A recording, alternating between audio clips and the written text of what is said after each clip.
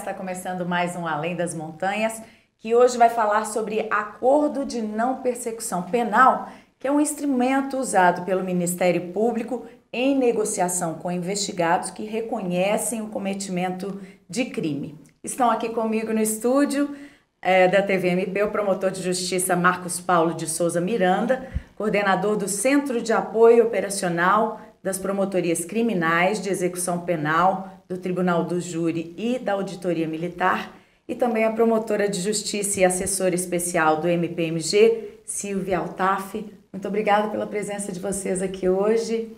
Bem-vindos, né, TVMP? Muito obrigado, é um prazer estar aqui com vocês. Obrigada, Laura, é um prazer estar aqui duplamente. Primeiro, estreando na TV MPMG e o segundo, pelo fato de ter recebido o convite do colega aqui, meu amigo, Dr. Marcos Paulo. Ótimo. Bom, então vamos esclarecer para as pessoas o que são os acordos de não persecução penal, né? O ANPP, né? Assim que é conhecido. Por favor, Silvia. Vamos lá. O acordo de não persecução penal, carinhosamente conhecido, né, como ANPP, é um instrumento despenalizador.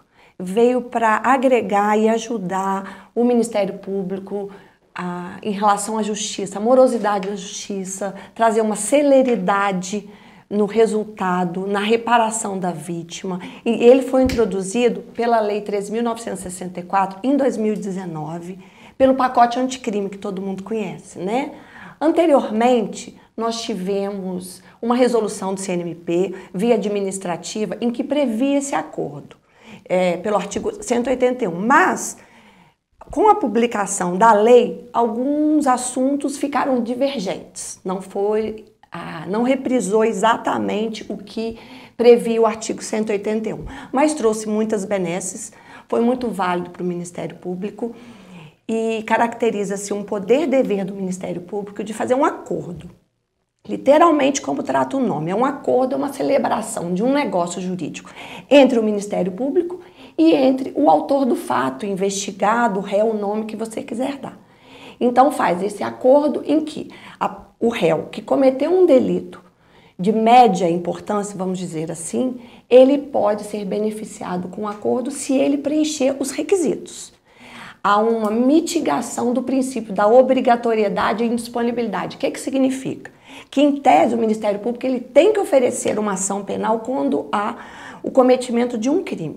Mas, nesse caso, preenchidos os requisitos, o Ministério Público pode fazer esse acordo.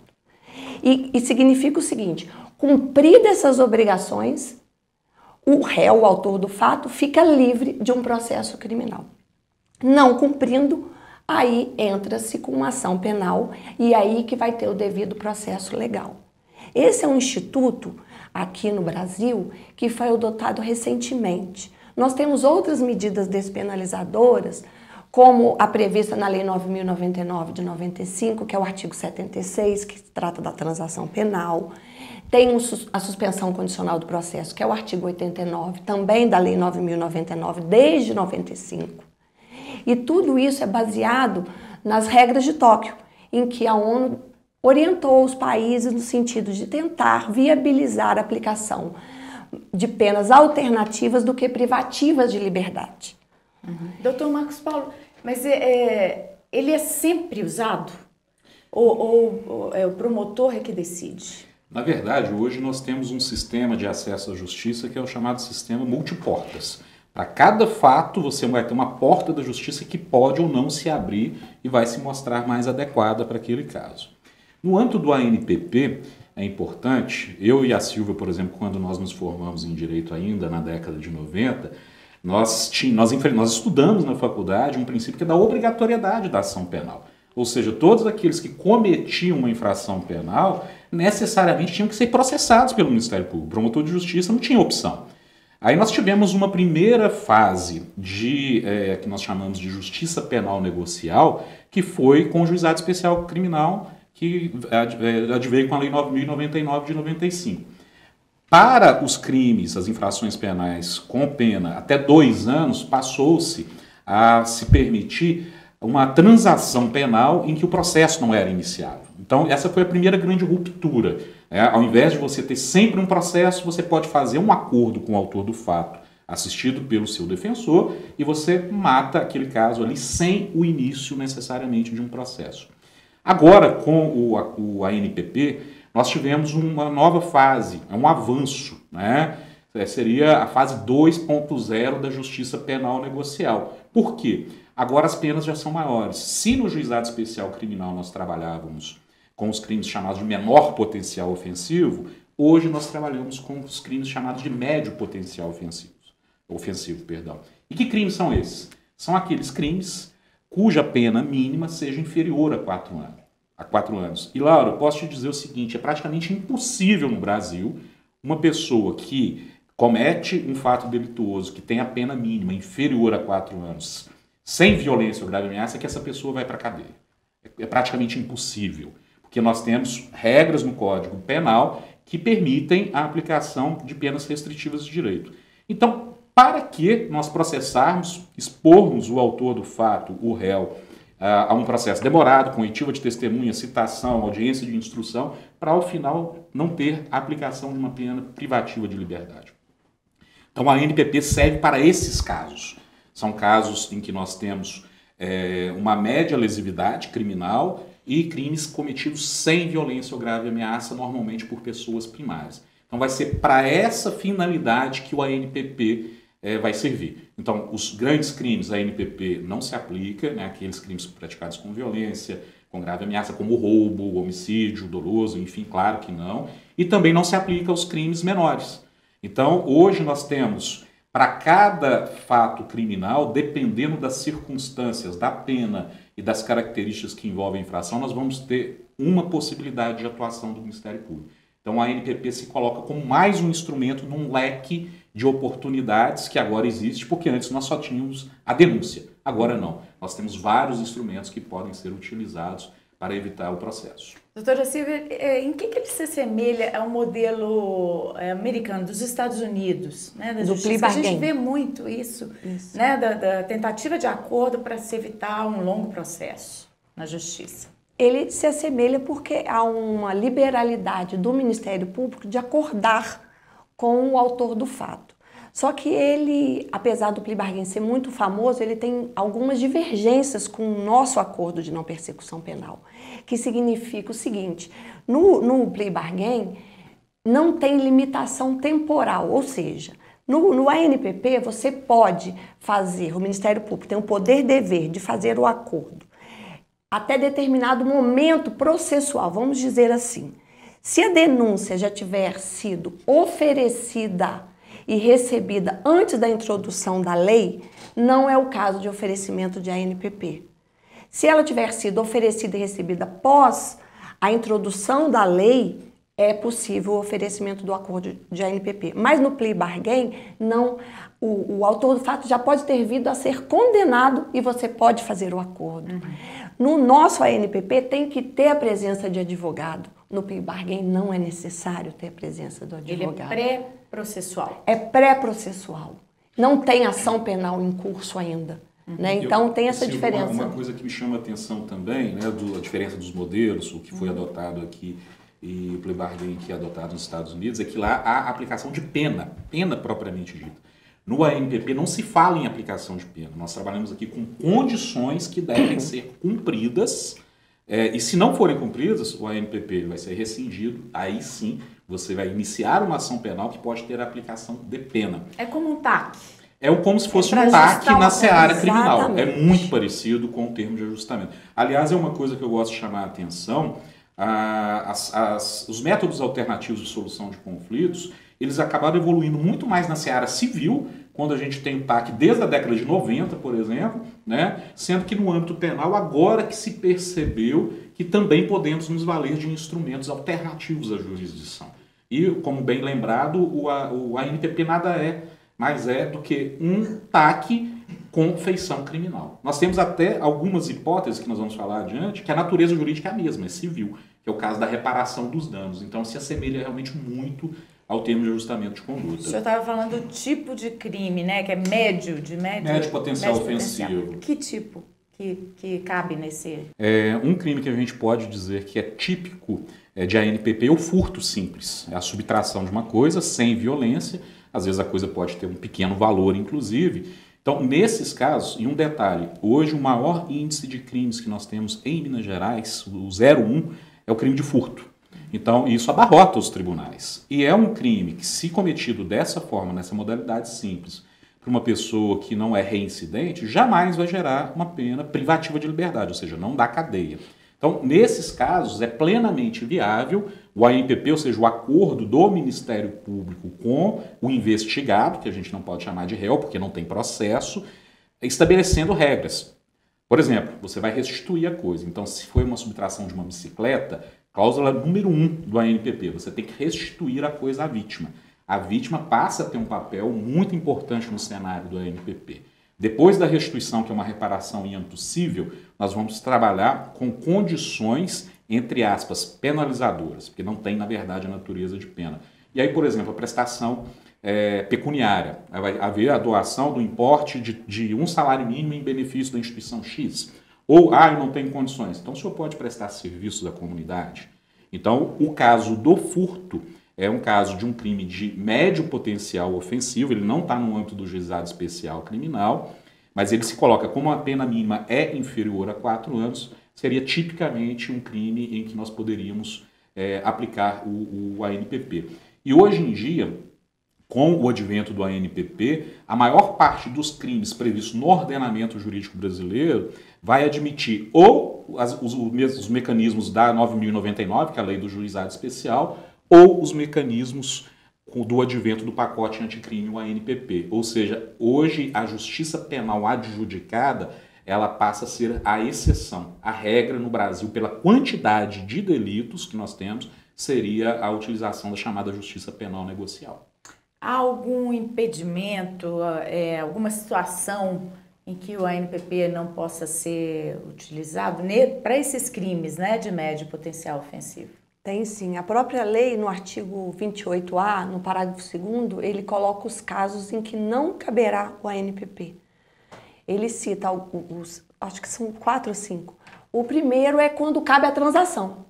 Porque a transação, essa medida despenalizadora, desde 95, ela é mais benéfica para o autor do fato. Então, o Ministério Público ele tem que oferecer a transação penal e não oferecer o acordo de não persecução penal. Outro óbice que nós temos na legislação é o fato de que do autor do fato já ter sido beneficiado com medidas despenalizadoras, tanto a transação quanto a suspensão condicional do processo e até mesmo outro acordo no período de 5 anos que antecederam a nova prática do delito. Outro óbice seria a reincidência e também a habitualidade do crime. Quando é vamos dizer, um criminoso contumaz, ele usa do crime com profissão. Então, ele não vai receber o benefício. E, por fim, quando tiver ocorrido um crime no âmbito da violência doméstica, é vedado, e praticado contra a mulher em razão do gênero. Então, tem esses óbices para o oferecimento do acordo de não persecução penal.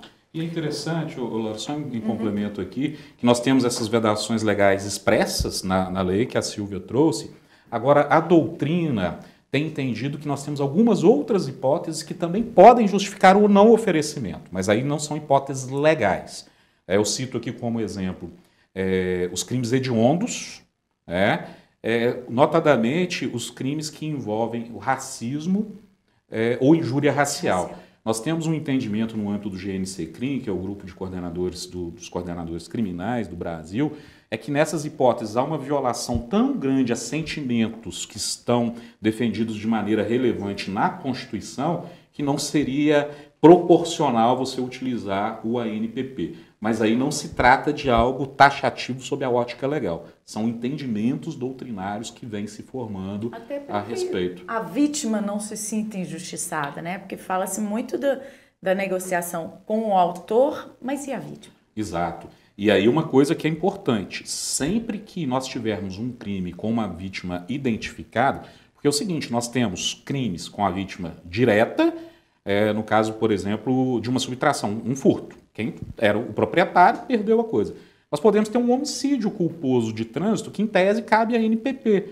E que você não tem a vítima direta, mas ela deixou o marido, deixou a esposa, deixou filhos, nós temos vítimas indiretas. E nós temos hipóteses, inclusive, de vítimas difusas. Um disparo de arma de fogo em via pública. Em tese, cabe à ANPP. Mas isso não viola o sentimento coletivo de segurança? Claro que viola. E nessas hipóteses, o ANPP é o inciso 1. Ele coloca como uma condição sempre necessária a reparação dos danos ou a restituição da coisa à vítima. Então, de fato, o ofendido, que no sistema processual brasileiro sempre foi um agente utilizado para a produção de prova, né? Ele deixa de ter essa função meramente de auxiliar a aplicação da justiça e passa a ser beneficiário da própria justiça. E isso é uma vertente muito nova que está sendo inaugurada e o Ministério Público tem, desde as suas origens, a sua formação histórica em âmbito mundial, como missão essencial, 2 missões essenciais. O exercício da ação penal pública, ou seja, quem pode acionar o Estado para se fazer justiça é o Ministério Público. Nós não admitimos justiça pelas próprias mãos mais. Segundo, defender os interesses das vítimas. Bom, no próximo bloco, então, a gente vai voltar, continuando com esse assunto, mas para falar o que acontece quando há o descumprimento desses acordos. Aguarde.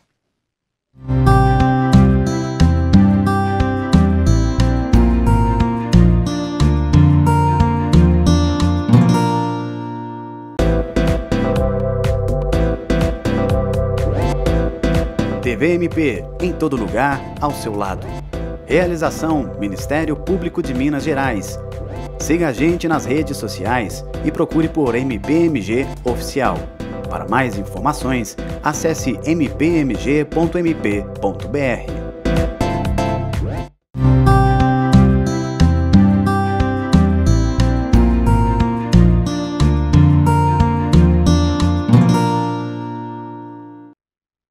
Além das Montanhas de hoje, debate os acordos de não persecução penal. Então, vou perguntar para a doutora Silvia, quando a gente fala não persecução penal, a sensação que a gente tem é que o autor de um crime não vai ser penalizado. É um ledo engano. Não, é um ledo engano. Na verdade, tem até alguns colegas que escreveram livros que eles criticam fazem uma crítica a respeito desse nome, porque deveria ser acordo de não persecução penal em juízo, ou seja, quando não entra com uma ação penal. Porque, na verdade, é um acordo de modo que há uma reparação à vítima e uma obrigação em que leva o autor do fato a preferir essa obrigação do que se ver diante de um processo moroso, oneroso, em que ele não sabe o desenrolar dele, nem uma decisão final, e se ver livre de um estigma de uma condenação. Isso não é visto por algumas pessoas como um benefício para o autor de crime? Houve resistência, por exemplo, à aplicação desses acordos? Houve até quando era a parte administrativa, quando do CNMP editou a resolução, houve resistência sim, até ações de inconstitucionalidade a respeito disso por parte de juízes e de advogados.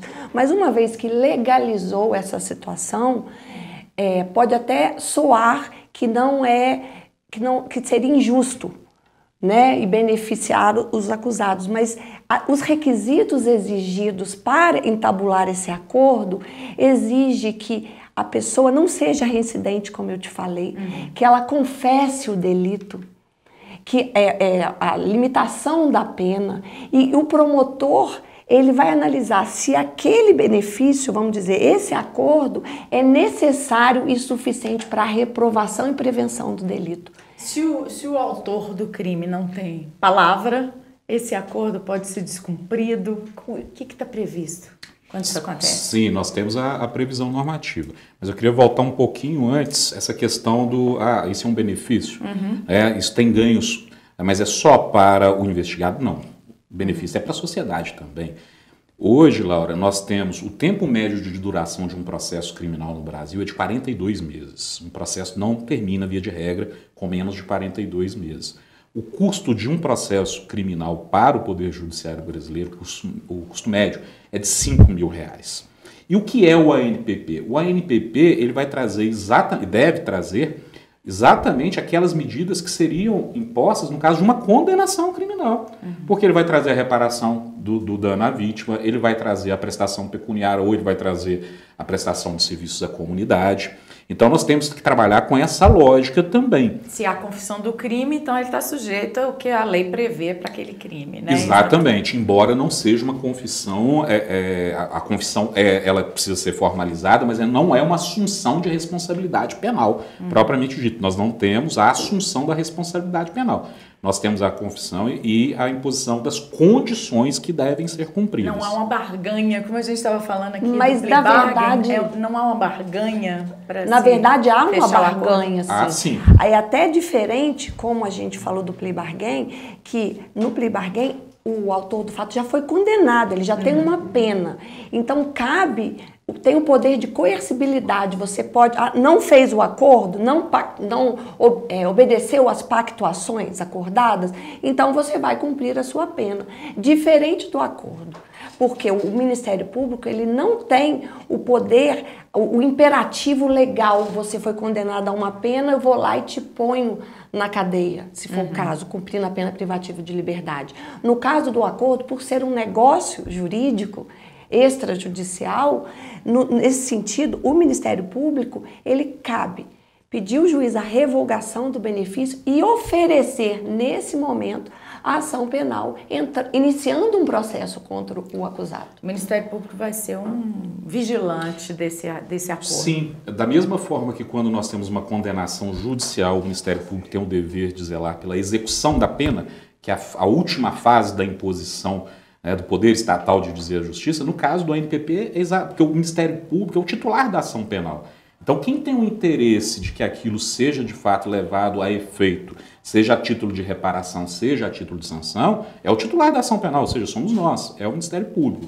E no caso de descumprimento, vai haver, como a Silvia disse, a rescisão do negócio, o oferecimento da denúncia e o Ministério Público. Esse é um tema que é um pouquinho controvertido no âmbito da doutrina, mas eu particularmente defendo que ele pode utilizar a confissão que foi feita para a realização do ANPP como argumento probatório para a ação penal.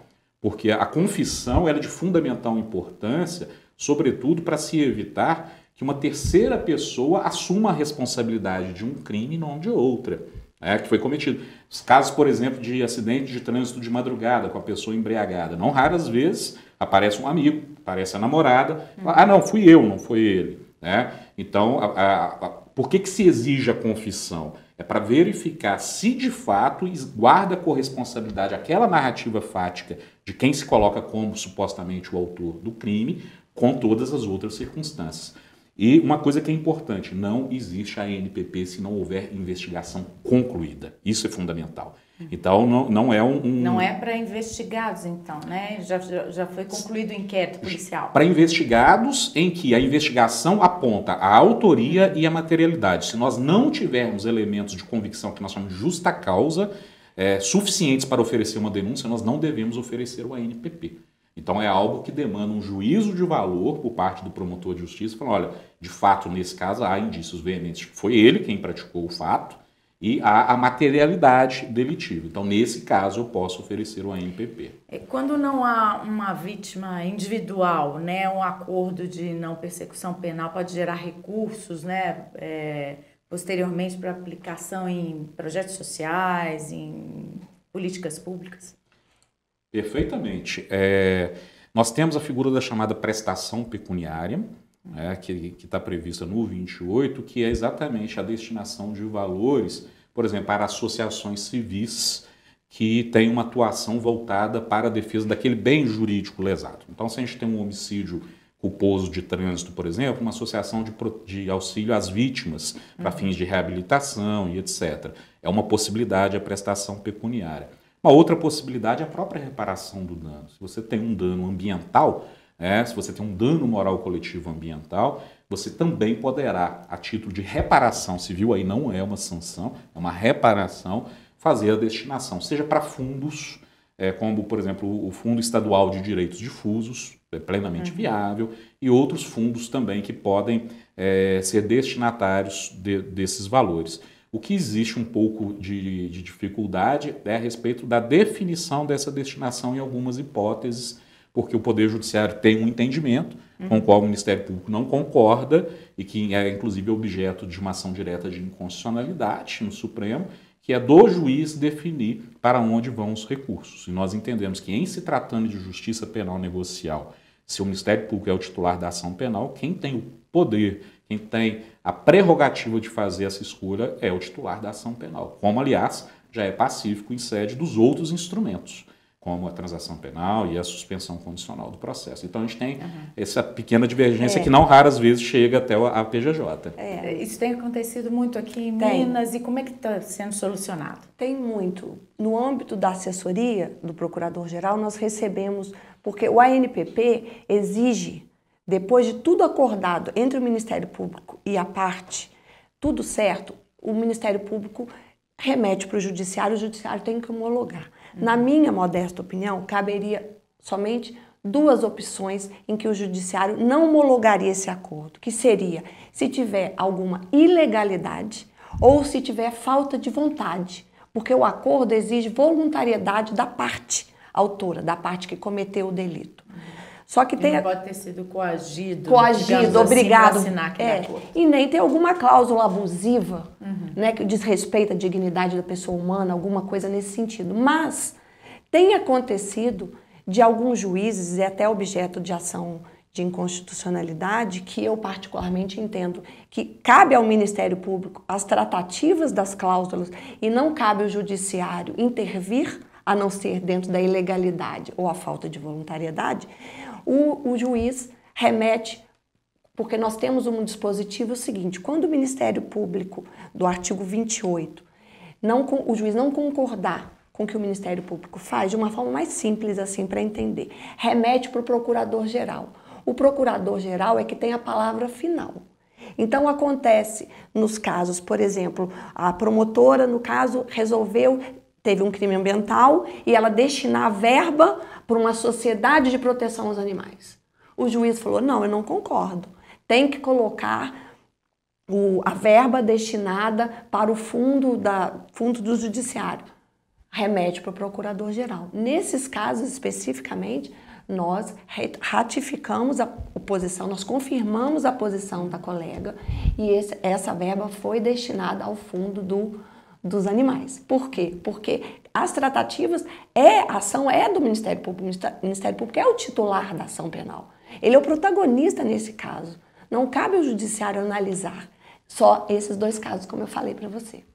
Doutor Marcos Paulo, tem um levantamento do Ministério Público Federal feito em 2020 que mostra que Minas estava em 4º lugar na lista de estados com mais acordos desse tipo celebrados, atrás de Paraná, São Paulo, Espírito Santo. Essa situação mudou? Como é que estamos? Laura, é importante a gente fazer um esclarecimento. Essa estatística que foi divulgada é do Ministério Público Federal, ou seja, ANPPs celebrados pelo Ministério Público Federal em todo o Brasil. E para o Ministério Público Federal, o Ministério Público Federal em Minas Gerais estava em 4º lugar. Mas aqui não existem dados a respeito da atuação nossa, enquanto Ministério Público Estadual.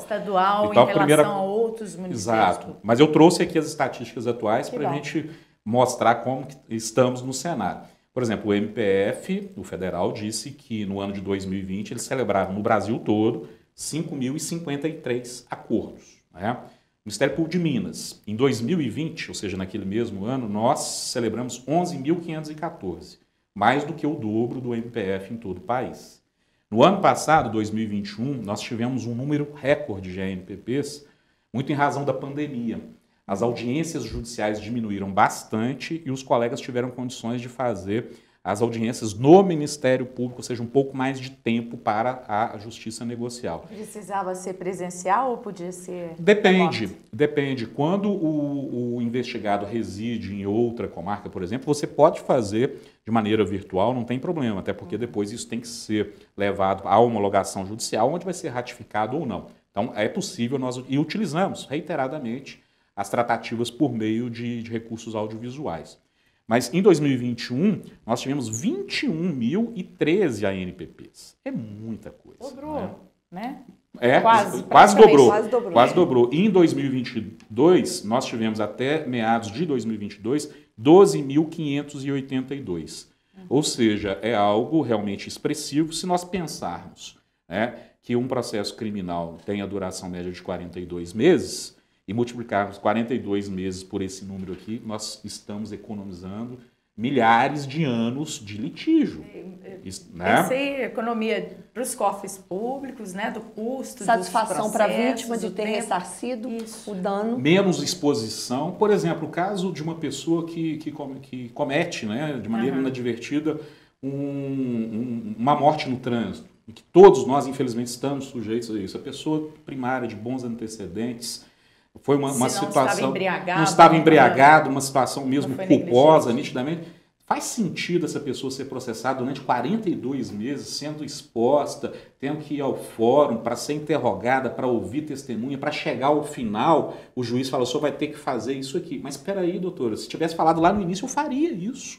Então o ANPP vem, inclusive, para reforçar essa efetividade da jurisdição e, de certa forma, também até a própria preservação daqueles valores da pessoa que está sujeita, infelizmente, né, à prática de um crime de maneira culposa, é claro. Então, o ANPP não se presta para beneficiar aqueles profissionais do crime. Mas existem situações que a gente verifica que é um instrumento muito adequado. E a partir do momento que nós tiramos aqui 21 mil processos do judiciário, o que nós estamos permitindo? Que os processos mais graves tenham mais agilidade. Então, a gente tem efetividade nos de médio potencial ofensivo, liberamos a pauta do judiciário para os de grande potencial ofensivo, e aí no homicídio, no roubo, no tráfico de drogas, a gente vai ter um processo mais célere. Então, é como se fosse uma rede de engrenagens, uma movimentando a outra, e o resultado final, no meu modo de pensar, é benéfico para a sociedade. Doutora Silvia, podemos dizer que virou a chave do que era costume, né? Eu acho que a gente teve uma guinada dogmática assim, para os aplicadores do direito. Há uma necessidade ainda de aceitação, não que haja recusa, mas adequar a realidade da sociedade moderna do ordenamento jurídico arcaico que a gente tinha. Então, visa mais celeridade, mais eficiência, menos onerosidade, porque isso também há uma economia financeira do desgaste de um processo judicial. Então, trouxe muita vantagem. E o mundo moderno é esse. O Ministério Público deixar de ser demandista para ter posição mais resolutiva, mantendo o protagonismo do Ministério Público, que é muito importante para nós. Para isso é preciso uma conscientização geral, né? Exato. Uma mudança de cultura. Dentro do Ministério Público e para o público, para a sociedade em geral. E para os outros atores dos sistemas de justiça também. Então, a gente estava colocando, o ANPP surge inicialmente numa resolução, a 181 de 2017, uma resolução do Conselho Nacional do Ministério Público. E isso gerou uma resistência enorme, e no meu modo de ver, de maneira justificada, porque não é papel do Conselho Nacional do Ministério Público legislar sobre questões penais e processuais penais.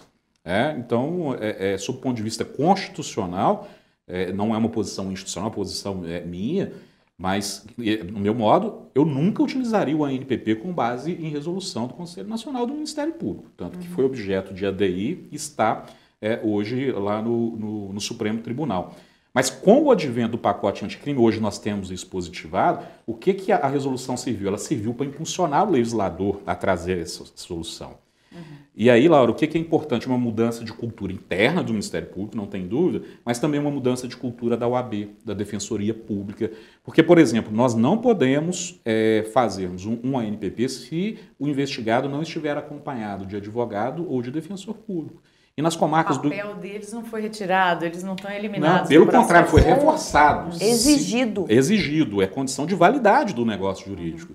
Então, se a Defensoria Pública não atende nas comarcas do interior e fica atendendo só as causas de direito consumidor na capital, por exemplo, o ANPP, para quem mais precisa, vai ficar fragilizado. Se você não tem um advogado dativo e o advogado não é obrigado a trabalhar de graça, pode surgir situações em que o promotor tem o interesse, tem a vontade, mas por falta de apoio da Defensoria Pública, nós não teremos condições de implementar o ANPP, porque é uma figura de essencial importância dentro desse sistema. Até a cultura, Laura, do judiciário, porque quando da introdução das medidas despenalizadoras do 9.099, havia muita divergência, inclusive com a intromissão do judiciário nessas cláusulas, que hoje em dia nós temos tendo o mesmo problema. Mas eu acredito, como é um instituto novo, as coisas vão se ajeitar e o judiciário vai acabar aceitando o que é privativo do Ministério Público. Nós vamos falar sobre isso mais em instantes, no próximo bloco, sobre essa conscientização e o trabalho do Dr. Marcos Paulo de confeccionar um manual sobre a ANPP. Aguarde.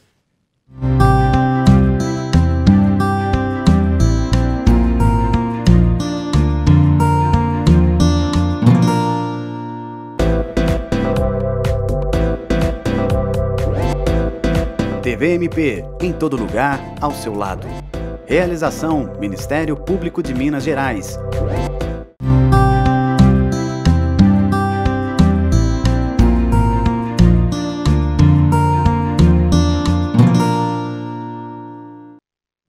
De volta com Além das Montanhas, que hoje fala sobre acordos de não persecução penal. E a gente vinha falando aqui sobre a necessidade de conscientização das vantagens deles, né? Dr. Marcos Paulo está criando um manual sobre isso? Exato, é um guia prático de atuação do Ministério Público na área do acordo de não persecução penal.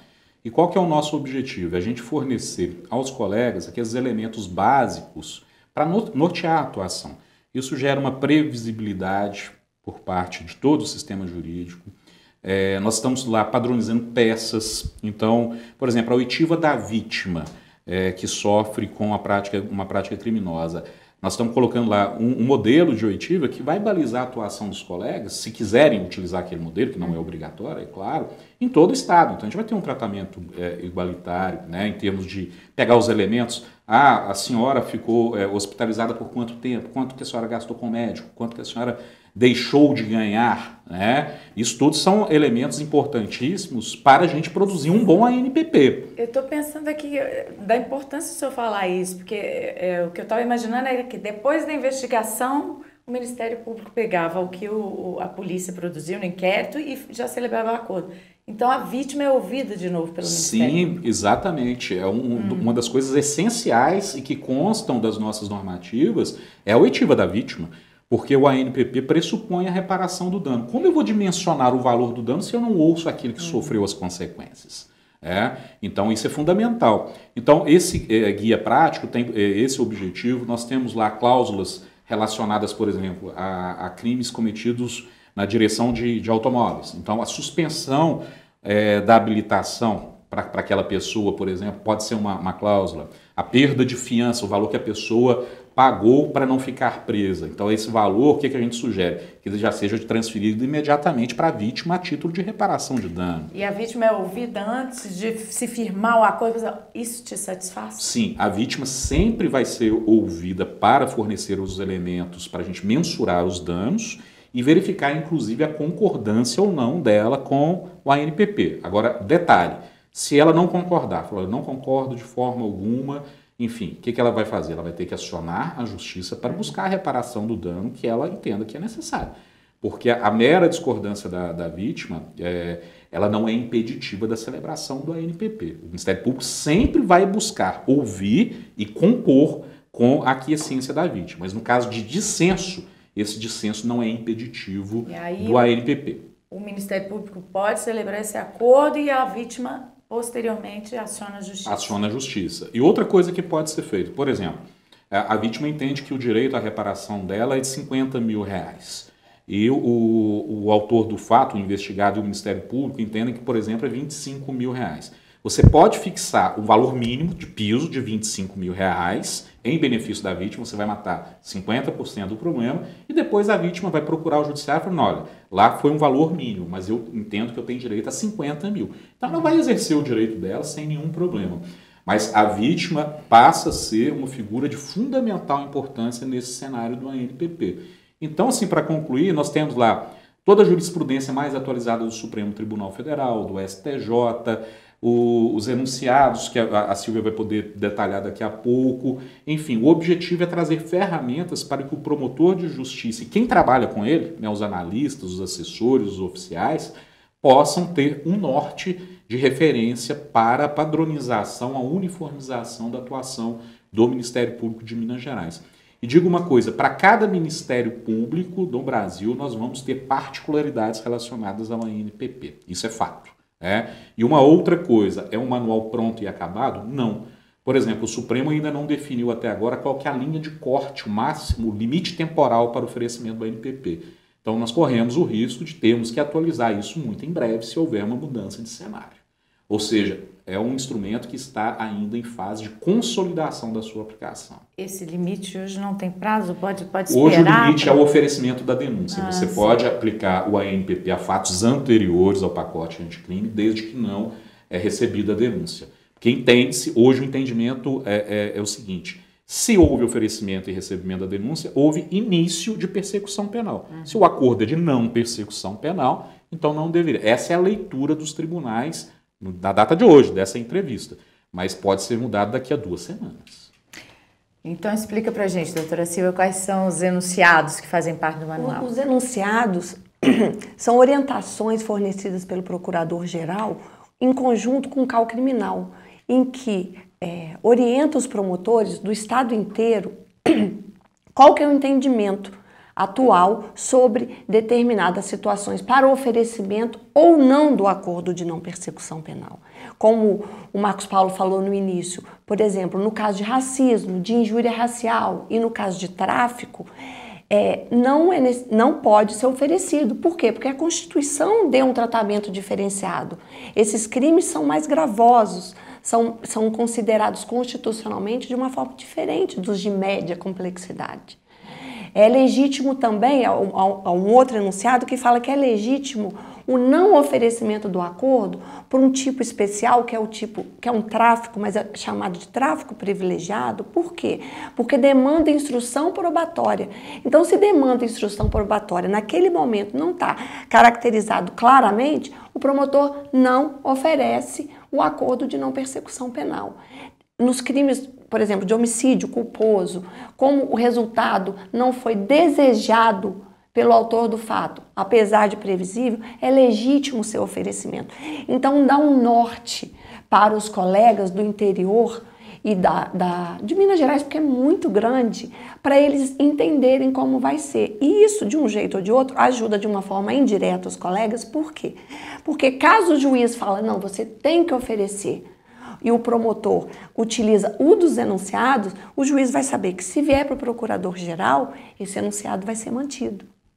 Então dá uma certa segurança para o colega e uma estabilidade de entendimento. Esses enunciados, e isso vai estar dentro do manual que o Marcos Paulo vai editar. Né? E uma coisa que é importante, um desses enunciados, que eu acho assim, uma das pedras de toque. O ANPP seria uma obrigação do Ministério Público, ou seja, o investigado ele tem direito adquirido ao ANPP? E a resposta é não. Não existe direito adquirido, mas ao mesmo tempo o oferecimento ou não pode decorrer de arbítrio do promotor de justiça. E um dos enunciados diz, você pode negar o ANPP se você entender enquanto promotor de justiça que o ANPP não é suficiente para prevenir e para reprimir a infração penal, desde que o faça de maneira motivada, de maneira objetiva, possibilitando dessa forma o controle por parte do procurador-geral, né, da concordância ou não. Então, isso é de fundamental importância. É uma prerrogativa do Ministério Público, mas não é um arbítrio. Então, desde que maneira fundamentada você pode. Por exemplo, um caso de maus tratos a animais com mutilação. Aquele famoso caso do cachorro que teve as patas traseiras, né, o Sansão, a lei Sansão. Naquele caso, objetivamente cabe a ANPP? Objetivamente cabe. A pena permite, a violência não é contra a pessoa, é contra o animal, então, em tese, poderia. Mas o promotor de justiça pode, diante daquele caso concreto, falar, olha, nesse caso aqui, em razão da gravidade, da repercussão, da reprovabilidade, eventualmente a pessoa não é reincidente, mas já responde a alguma outra investigação, fala, nesse caso eu não ofereço porque não se mostra como razoável, nem suficiente, nem necessário para prevenir e reprimir. Logo, não ofereço. Então, essa questão da fundamentação, ela é muito importante. E lembrando que quem vai fazer o controle do oferecimento ou não, não é o Poder Judiciário, porque enquanto titular da ação penal, quem faz o controle do oferecimento ou não é o chefe da nossa instituição. E no Ministério Público Estadual é o Procurador-Geral de Justiça. Por isso a importância desses enunciados, porque dá previsibilidade tanto para os promotores de justiça quanto para a advocacia, por exemplo. Nós estamos falando aqui das explicações, né, orientações para o público interno, né, sobre as ANPPs. E para o público externo, para a sociedade, né, além do canal da TVMP aqui, né, que traz esses esclarecimentos para a população, que outros canais o Ministério Público usa ou pode usar para esclarecer melhor as pessoas sobre esses tipos de acordos? Uma questão que é fundamental é a interlocução do Ministério Público com a Polícia Judiciária, a Polícia Civil. Por quê? A ANPP, a princípio, ele não vai impactar na diminuição de investigações, porque ele pressupõe a investigação. Mas o delegado de polícia, sendo um delegado diligente, ele pode, por exemplo, quando o investigado comparece à delegacia de polícia acompanhado do advogado, ele pode advertir, falar, olha, hoje existe o ANPP, se houver a confissão desse fato, se houver interesse na confissão desse fato, isso eu já vou encaminhar para o Ministério Público, uma vez que a materialidade já está aqui, indicando a possibilidade do oferecimento do ANPP. E isso pode agilizar a solução dessa demanda. Então, imagina aquela situação que eu disse aqui antes, da pessoa que cometeu o homicídio culposo de trânsito. Chega lá e fala, infelizmente aconteceu mesmo, fui eu, nessas circunstâncias, e o advogado fala, nós temos inclusive interesse numa ANPP porque o meu cliente não quer ser processado por isso. Nesse caso, a gente poderia ganhar em agilidade mediante a atuação de instituições parceiras, como a própria Polícia Civil e a própria advocacia. Né?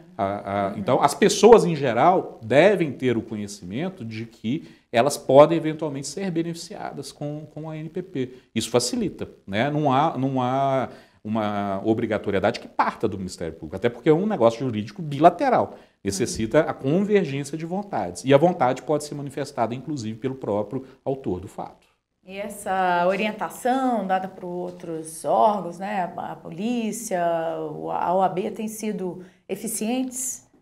Tem, em que pese tem uma demanda reprimida, vamos dizer assim, a falta de cultura, né, de abertura da mentalidade, que o acusado, às vezes o acusado não, o autor do fato chega no delegado, ele, eu não quero confessar, porque tem medo. Aí quando o inquérito finalizado chega para o promotor, o advogado chega, não, ele quer confessar.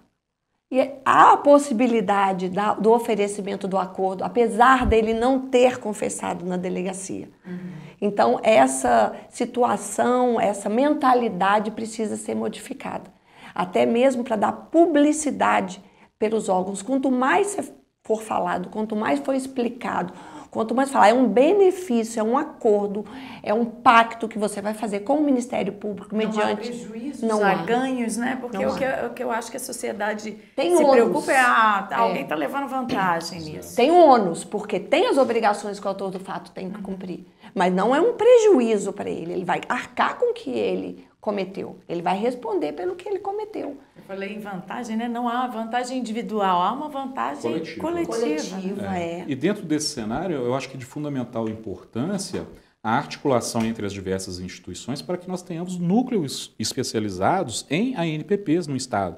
Hoje, por enquanto, nós temos apenas na capital, em Belo Horizonte, um núcleo.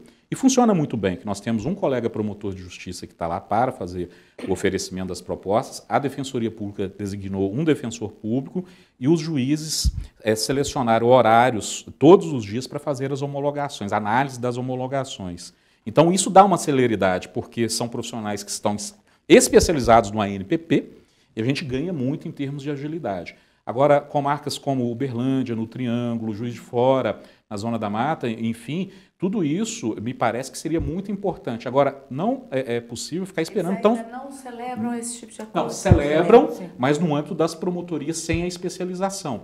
Então, me parece que seria muito bom, num futuro próximo, que as instituições todas, e isso não é interesse que deve ser manifestado só pelo Ministério Público, mas tem que ser também encampado pelo Judiciário, pela Advocacia, pela Defensoria Pública, de termos uma expansão desses núcleos para outras partes de Minas Gerais.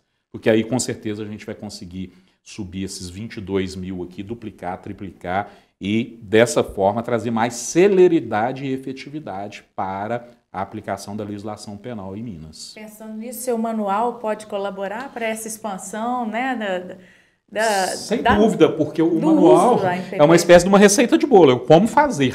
Né? Eu digo para o restante do estado, né, para as outras comarcas, né, locais mais distantes. Porque a gente tem que ter um pensamento que é o seguinte, o promotor de justiça que está lá em Jaíba, agora no norte de Minas, ele é clínico geral, ele tem que fazer tudo, a ANPP é apenas mais uma das suas atribuições. Então, nós podemos pensar, inclusive, em núcleos regionalizados para atender outras comarcas também. Em tese, isso é possível. E o guia prático, ele pode contribuir para isso na medida em que ele já coloca todo o procedimento e as peças necessárias, desde a notificação da vítima até o ofício de encaminhamento para cadastro do ANPP no sistema de execução penal. Está tudo lá, do início ao fim. Então, esse trabalho o colega não vai ter. A gente consegue dar muita agilidade porque ninguém vai ter que inventar a roda em termos de ANPP. A menos que queira. Hoje os ANPPs ajudam a minimizar os procedimentos nessas promotorias que são, né, generalistas? Sem dúvida alguma. Imagine, vamos pegar um caso clássico de furto. Normalmente você vai ter que ouvir a vítima, 2 testemunhas e interrogar o réu. Então, é uma audiência que vai demorar pelo menos 1h30, 2 horas, na melhor das hipóteses. Dando tudo certo. Você vai ter que citar, vai ter que encontrar o réu pessoalmente, você vai ter que intimar as testemunhas pessoalmente, vai ter que ir lá, vai ter um juiz, um promotor, um advogado, enfim, e pelo menos 2 horas ali. A partir do momento que você celebra um ANPP, às vezes você faz em meia hora, você está matando todo esse custo, todo esse esforço, né? Então, é muito interessante, e não é interessante só para o Ministério Público, não, é interessante, por exemplo, para o Judiciário, porque o juiz vai ter mais tempo para se dedicar às audiências de outros casos, mais tempo para sentenciar, enfim. Então, é uma economia em termos de tempo de trabalho e de maior efetividade da prestação da justiça para todos aqueles que são interessados, inclusive para o próprio investigado. Em comarcas do interior do estado, né, em que a promotoria é clínica geral, o fórum também funciona com, né, minimamente o número de pessoas ali para conduzir os processos, isso... É muito importante isso, e a questão da regionalização, como o Marcos Paulo falou, um núcleo regional, porque hoje aqui na 12ª é a promotoria maior que nós temos aqui na capital, são 24 promotores, tem esse núcleo. E eles estão atendendo, além dos crimes comuns, outros colegas. Então, fica um promotor especializado nisso. E o outro promotor, porque, por exemplo, o promotor ele recebe do furto, do roubo, do estupro. Por exemplo, na 12ª promotoria. Os crimes em que cabe o ANPP, ele faz a proposta e remete para o promotor, para o outro responsável. Ele que vai conversar com o autor do fato, ele que vai conversar com a vítima, ele que vai marcar a audiência para homologação com o juiz. Então, desafoga um pouco o promotor, que tem outras atribuições além dos crimes do ANPP, que cabe ao ANPP. Muito obrigada pelos esclarecimentos, pela participação de vocês aqui no Além das Montanhas. Obrigada. Espero que voltem à TVMP. Muito obrigada. Foi um prazer, obrigada. E você que está nos assistindo, obrigada pela sua audiência. Até.